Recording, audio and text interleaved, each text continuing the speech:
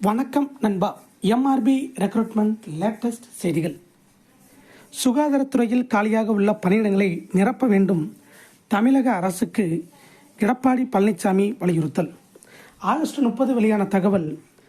அரசு மருத்துவமனைகளில் நிலவும் சுகாதார சீர்கேடுகளை சரி செய்ய வேண்டும் என்றும் சுகாதாரத்துறையில் உள்ள அனைத்து காலி பணியிடங்களை நிரப்ப வேண்டும் என்று எடப்பாடி பழனிசாமி தெரிவித்துள்ளார். அதிமுக பொதுச் செயலாளர் எடப்பாடி பழனிசாமி வெளியிட்டுள்ள அறிக்கையில் கூறியிருப்பதாவது: அவர் கூறிய மிக முக்கியமான எம்ஆர்பி தகவல்கள்.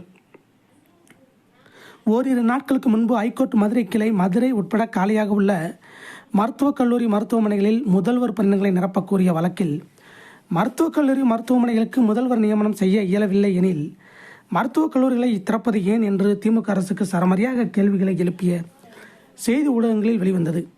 ஏற்கனவே நான் அரசு மருத்துவமனைகளில் மருத்துவர்கள், செவிலியர்கள் உள்ளிட்ட பல சுகாதார பணியாளர்கள் பணியிடங்கள் காலியாக உள்ளதை குறிப்பிட்டு உடனடியாக ஏற்கனவே கொரோனா காலத்தில் பணிபுரிந்த அவர்களுக்கு முக்கியத்துவம் அளித்து அனைத்து காலி பணியிடங்களையும் நிரப்பவும், அரசு மருத்துவமனைகளில் மருத்துவப் பொருட்கள் பற்றாக்குறை குறித்தும் அறிக்கைகள் மற்றும் பேட்டிகள் வெளியிட்டிருந்தேன்.